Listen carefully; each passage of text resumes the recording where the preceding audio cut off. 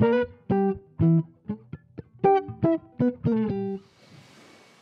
on va ouvrir la parole de Dieu ensemble. J'aime toujours cette période, j'aime beaucoup cette période de l'Avent parce qu'on se prépare à Noël avec nos cœurs. Peut-être que vous avez déjà préparé votre planning, quand vous voyez qui, à quel moment et où. Peut-être qu'en allant dans les magasins, vous avez été obligé d'être préparé à acheter quelques décorations de Noël ou cadeaux, que sais-je. Et ça fait partie de la fête. C'est important qu'en tant qu'enfant de Dieu, on puisse se préparer aussi pour vivre ce temps. Et accueillir, ou on va dire réaccueillir, cette bonne nouvelle de Christ, de Jésus qui est envoyé sur la terre. On le fait chaque année, mais c'est bon de le refaire pour se recentrer sur l'essentiel. Parce qu'on est si vite décentré, justement par toute l'activité de cette saison de fin d'année qui précède Noël. Et en tant que chrétiens, nous avons besoin de nous recentrer, de remettre Jésus au centre, parce qu'on l'oublie vite d'une certaine manière. Et le but de ces cultes qui précèdent Noël, c'est de pouvoir dire « Ah Seigneur, merci. Merci d'être venu en tant qu'homme, en chair et en os. Merci d'être venu tout petit. Il n'est pas descendu du ciel à 30 ans. Et il y a quelque chose d'absolument fabuleux et fantastique de comprendre et saisir tout cela. Alors on va lire dans l'évangile de Luc.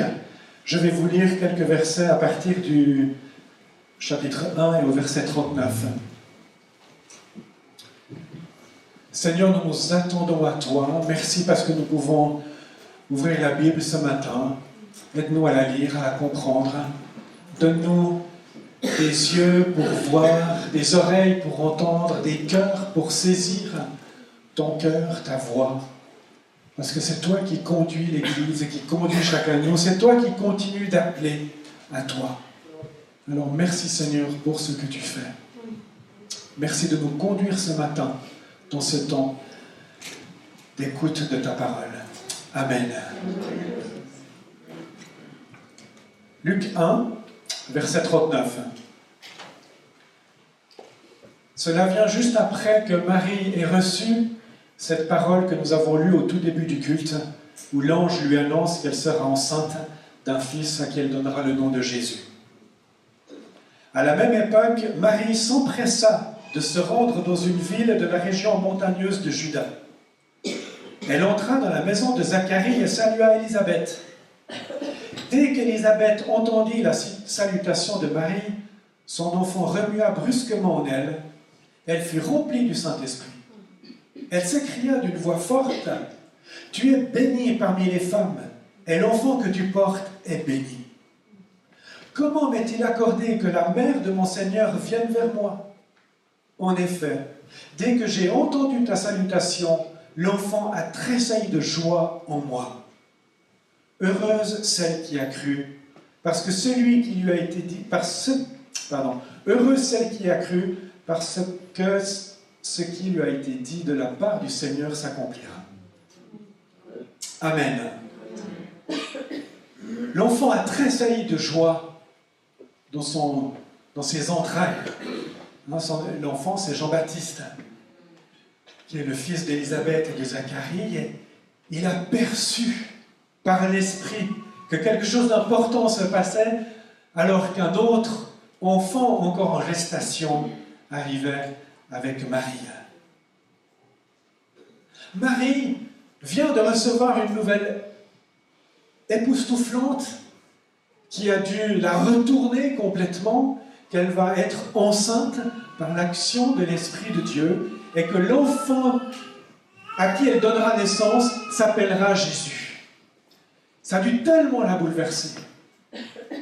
Mais comme le texte le dit, elle est là devant l'ange et elle reçoit cette parole de Dieu et elle va avec. Et Marie, après cette parole, où elle dit « Je suis la servante du Seigneur », elle s'empresse de se rendre dans une ville de la région montagneuse de Juda. Et c'est très intéressant de noter que le verbe « s'empresser », en grec, c'est « anastasa » ou quelque chose comme ça, qui est tout près de « anastasia », qui est le mot « résurrection ». Donc en fait, dans cette idée où Marie s'empresse de se lever et de partir, il y a cette idée de se lever dans le sens aussi comme d'une résurrection, de quelque chose de neuf qui est en train de se passer. Elle a reçu cette parole de l'Esprit au travers de l'ange, et puis elle s'empresse, ça lui donne la vie, et elle part, et elle va chez sa parente, Élisabeth, qui habite à quelques jours de marche. C'est dans les montagnes de Juda, et puis Marie est à Nazareth. Donc, elle doit marcher plusieurs jours, mais elle a la force de partir et de cheminer sur les collines et d'aller vers cette parente, Élisabeth, dont l'ange avait parlé en lui disant, elle aussi, elle est enceinte de manière miraculeuse, parce que tout le monde dans la famille savait qu'elle était stérile et âgée, donc elle a probablement quand même une génération de plus que Marie. Et Marie se rend là-bas. Mais il y a ce mouvement, alors qu'elle a entendu la parole, qu'elle a reçu cette parole, elle se lève et elle franchit, on va dire, un certain nombre d'obstacles. Je ne sais pas comment elle est allée en marchant 3 jours avec quelques personnes. Enfin, on n'a pas tous les détails que parfois on aimerait savoir, mais elle se lève sur cette parole avec foi. Elle part visiter sa cousine, sa tante ou quelqu'un de la famille. Que faites-vous quand vous recevez une parole de Jésus? Est-ce que vous vous empressez de vous lever? Qu'est-ce que veut dire recevoir une parole de Jésus? Parce que si vous attendez qu'un ange vous parle, vous n'allez pas faire grand-chose, parce que dans la réalité, ce n'est pas souvent des anges qui viennent nous parler. Il y a des témoignages parfois de personnes qui ont vu des anges ou qui ont entendu une parole, mais souvent, dans notre vie de chrétiens, de disciples, Dieu parle par sa parole, par la Bible, par son esprit, une voix intérieure. Que faites-vous? Quand vous lisez un texte biblique, et tout à coup, il y a une parole qui reste un petit peu crochée dans votre regard, dans votre réflexion. D'aller, une parole qui encourage à la réconciliation, ou une parole qui encourage à aimer, à pardonner, une parole qui encourage simplement à être honnête. C'est des choses comme ça, toutes simples. Est-ce qu'on s'empresse lorsque cette parole, germe en nous ou anime quelque chose en nous, nous fait bouger dans les entrailles?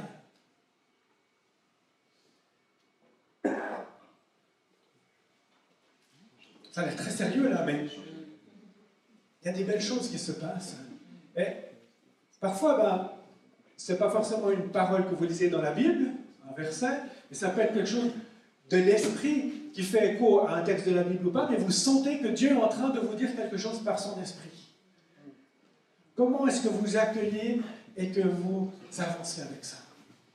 Et vraiment, je vous invite à recueillir ce que vous ressentez par moment comme être de l'esprit. Parfois, on ne sait pas tout de suite ce que ça veut dire, mais si on le note, ça nous aide à y repenser une semaine après, ou peut-être même des fois quelques mois plus tard.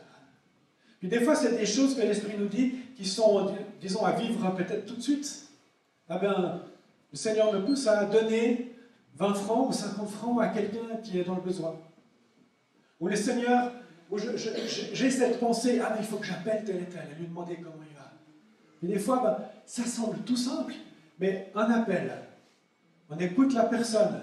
Ce n'est pas qu'il y a une chose extraordinaire qui se passe, mais simplement elle peut peut-être décharger juste un souci qu'elle a. C'est une manière d'être Christ, d'être bienveillant et de manifester en fait la vie de disciple et d'aider la personne dans ce qu'elle est en train de vivre. Et puis oui, parfois il y a des paroles qui demandent un engagement un peu plus conséquent, mais bien souvent c'est même assez simple. Alors c'est clair que je pars d'une histoire où l'histoire de Marie, elle est extraordinaire dans tous les sens du terme. Mais elle nous inspire. Parce que Marie, elle aurait pu dire non. Elle avait le choix. Mais elle a dit oui, Seigneur, je suis ta servante. Et elle a avancé. Mais elle a fait quand même une chose assez simple, c'est relatif, mais au début de la grossesse, elle marche plusieurs jours. Alors, je ne sais pas si elle a des nausées ou pas, mais elle est quand même arrivée chez Élisabeth. Ça, ce n'était pas un truc extraordinaire, mais elle s'est empressée d'aller partager la vie et cette nouvelle avec sa parente qui elle aussi était enceinte. Et je vais revenir sur cette rencontre de ces deux femmes. Mais voilà, osons agir par rapport aux paroles que l'on reçoit.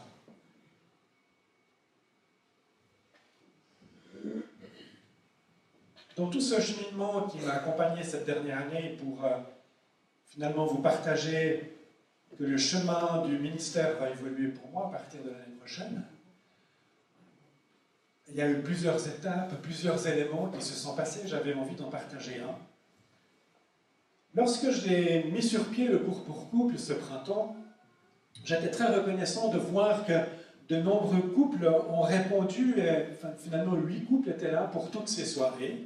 Et puis j'ai mis ce cours sur pied, j'avais l'aide de Jean-Pierre et d'autres personnes, et puis c'était surtout un peu de facilité d'organisation, mon rôle, puisque les enseignements étaient donnés par des vidéos excellentes qui sont préparées. Mais c'était intéressant de vivre toutes ces soirées. Puis lorsque le dernier soir s'est passé, à la fin de la soirée, une fois qu'on a tout rangé, une fois que j'ai fermé la porte, alors je ne sais plus si je l'ai fermé avec Jean-Pierre, avec André, enfin quelques personnes qui étaient là, mais au moment où je suis parti, tout à coup je ressens dans mon cœur comme une parole de l'Esprit qui me dit, bien, c'est bien, tu as donné ce qu'il fallait, maintenant c'est terminé. Puis ça m'a quand même pas mal surpris. Puis je me suis dit, ah bon? Puis après, en allant me coucher, 1 heure plus tard ou 2, j'ai toujours ça qui est en moi. Le matin, je me lève, j'y repense encore. Puis je dis, Seigneur, mais que se passe-t-il? Oui, dans mon cœur, il y a des choses qui évoluent, puis je sens que ça pourrait changer. Mais bon, dimanche prochain, je dois prêcher, et puis pour l'instant, il n'y a rien. Mais c'est resté en moi, je l'ai gardé à quelque part. Et donc la journée suivante, mais il m'a fallu plusieurs mois pour me souvenir que c'était la journée suivante.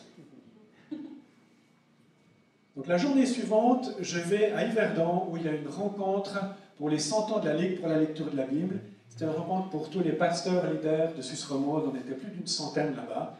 Puis je m'étais inscrit, parce que la Ligue a été significative pour moi et ma famille à plein de moments. Et puis voilà, je m'étais dit, ben j'y vais, c'est sympa, une journée à Yverdon, et on verra bien. Pendant cette journée, je croise quelqu'un qui me dit, ah mais ils sont en train de chercher quelqu'un pour le grain de blé. Est-ce que tu connais quelqu'un? Puis ça fait tilt dans ma tête. Je me dis, ah, mais ça c'est intéressant. Est-ce que ça pourrait être quelque chose pour moi? Le soir, quand je rentre, un collègue de l'Église libre m'appelle et me dit, on était à la même journée, je l'avais vu. Puis il me dit, ah, mais j'ai rencontré quelqu'un qui m'a dit qu'il cherche quelqu'un au grain de blé. J'ai pensé à toi. Puis j'étais très étonné que ce collègue me dise ça. Mais voilà. Et puis le surlendemain, je me suis levé, puis j'ai pris mon téléphone et j'ai appelé quelqu'un pour lui dire, mais qu'en est-il? Cette personne me dit, viens boire un café lundi, dans son bureau, j'y vais, et il me dit, oui, c'est vrai qu'on cherche quelqu'un, mais on va chercher peut-être en 2026. Voilà, donc depuis, il y a plein de choses qui se sont passées pour que ça ne soit pas qu'en 2026, mais c'est pour dire que c'est une parole toute simple qui était là, et puis après j'ai fait le lien où Dieu m'a dit quelque chose quand le cours de couple s'est terminé, c'est comme si ma mission était en guillemets terminée à l'église, et puis le lendemain il ouvre la porte, mais elle était ouverte juste comme ça, il fallait juste bouger un peu, et m'empresser de continuer en fait à écouter Dieu, et de faire tout un chemin qui amène jusqu'à aujourd'hui. Alors oui, ce n'est pas tous les jours qu'on a des paroles comme ça, mais c'est juste pour vous inviter à dire, suivant ce que vous recevez, notez-le à quelque part. Parce qu'après, tout à coup, vous pouvez faire des liens. Puis ça, ce lien d'un jour à l'autre, je l'ai fait plusieurs mois après, en fait. J'avais un peu oublié les séquences. Puis je dis, ah oui, merci Seigneur, je vois ton chemin qui se clarifie. Poursuivons, si vous le voulez bien, avec la rencontre entre Marie et Élisabeth.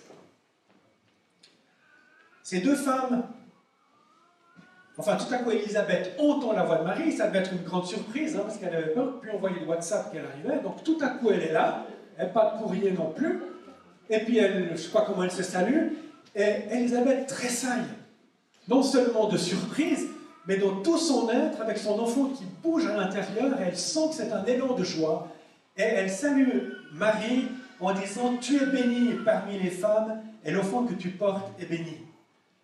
Et même suivant les traductions, c'est marqué « Tu es bénie plus que toutes les femmes ». Et elle bénit j'ai envie de dire sa nièce, mais j'en sais rien, sa parente. Et il y a quelque chose de beau qui se passe ici. Et cette rencontre de deux femmes enceintes, il y a quelque chose de particulier. Dans une vulnérabilité et dans une écoute de Dieu, l'une et l'autre, elles ont reçu quelque chose de profond et elles réalisent que Dieu est là. Et Élisabeth réalise que c'est la mère de son Seigneur qui vient. Je ne sais pas si on réalise ce qu'elle est. Elle réalise que Marie porte le Seigneur, porte Jésus. Donc l'Esprit lui révèle quelque chose d'immensément puissant, celui qui va sauver le monde, donner sa vie. Donc ces deux femmes sont là et elles croient dans la bonne nouvelle. Alors que leurs maris, ils ont un temps de retard, ils vont y croire aussi. Mais Zacharie, dans ce moment-là, non, il n'est pas sourd, il est muet. Parce que lui, il n'a pas cru vraiment à la visite de l'ange et il est muet pendant toute la grossesse. Et après la grossesse, enfin après l'accouchement, il va retrouver l'usage de la parole. Et puis Joseph, on n'en parle pas dans l'évangile de Luc, mais on sait que ça n'a pas été évident pour lui de se dire mais qu'est-ce que je fais avec cette fiancée qui est enceinte? Et puis Dieu lui a parlé et finalement il a suivi Jésus aussi. Mais ce que je trouve intéressant dans l'évangile de Luc, on voit que ces femmes, elles reçoivent la bonne nouvelle. Ça me fait penser à la résurrection, où c'est des femmes en premier qui reçoivent la bonne nouvelle de la résurrection et qui vont annoncer aux disciples que Jésus est ressuscité. Donc les femmes, bien que souvent un peu mises de côté, dans cette époque-là, sont les premières à croire et à accueillir. Et puis là, pour Marie et Élisabeth, c'est pas juste accueillir une idée ou une pensée, une révélation, c'est accueillir un être qui se développe en leur sein, et voilà, après il y a tout l'accouchement, etc. Donc c'était un engagement incroyable. Et Élisabeth dit, voilà, comment m'est-il accordé que la mère de mon Seigneur vienne vers moi? En effet, dès que j'ai entendu ta salutation, l'enfant a tressailli de joie. Heureuse celle qui a cru. Je trouve beau. Elle souligne la foi de Marie. Elle dit heureuse celle qui a cru. Ça, c'est un encouragement. Imaginez-vous dire autour de vous à quelqu'un heureux ou heureuse parce que tu as cru ceci ou cela. C'est une bénédiction et c'est extrêmement puissant et je dirais même très fort. Donc Élisabeth est remplie de l'Esprit, elle bénit Marie, elle l'encourage, elle relève la foi, elle affirme la foi de Marie qu'elle a eue lors de la visite de cet ange. C'est tellement précieux.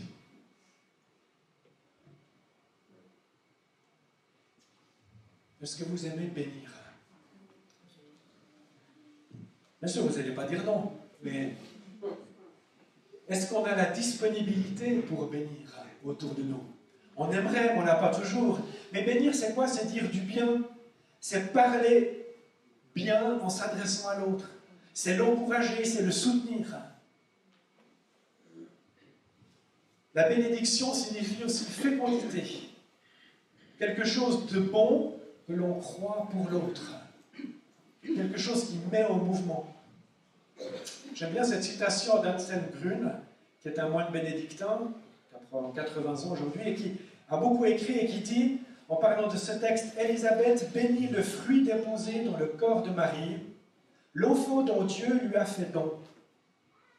Et elle souhaite que ce fruit féconde le monde entier et qu'il devienne bénédiction pour tous les hommes.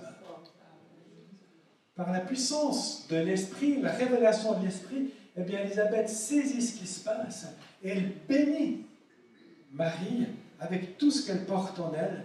Et c'est une bénédiction qui féconde le monde entier. Pas juste Marie, mais le monde entier. D'abord la terre où elle se trouve, et Jésus marchera sur cette terre. Et ensuite, par la mort de Jésus, le monde entier est fécondé. Mais il faut un début. Ce que je trouve aussi magnifique dans cette histoire, c'est que Dieu, il n'est pas descendu au travers d'un ange vers Marie Puis il dit, hop, voilà un bébé, occupe-toi de cela. Non, elle est enceinte. Puis il y a tout le processus de 9 mois jusqu'à la naissance. Dieu n'est pas venu, et comme je l'ai dit à un moment donné dans le culte, en parachutant Jésus à 30 ans, puis hop, il commence par le baptême, et ensuite les tentations dans le désert, l'affirmation du Père, etc. Non, il y a eu 30 ans où Jésus s'est préparé, où il a grandi en tant qu'enfant. Et qu'est-ce qu'il a fait en tant qu'enfant? Vous imaginez ça? Qu'est-ce qu'il a fait en tant qu'ado? Et comment a-t-il repris l'atelier de son père qui était charpentier? Combien de fois il s'est tapé sur les doigts avec un marteau? Il a appris. Donc je ne crois pas qu'on apprend le charpentier sans se taper au moins une fois sur les doigts. Essayez. Jésus était humain. Et à 30 ans, avec tout ce qu'il avait pensé, réfléchi, compris de Dieu par l'Esprit qui était en lui, eh bien voilà, il y a le début du ministère qui se passe. Mais sur ces 30 ans, c'est clair qu'on sait très peu de choses. Mais ça fait partie de la fécondité que Dieu a semée jusque-là. Alors, vous m'avez pas mal écouté, je vous demande de vous lever.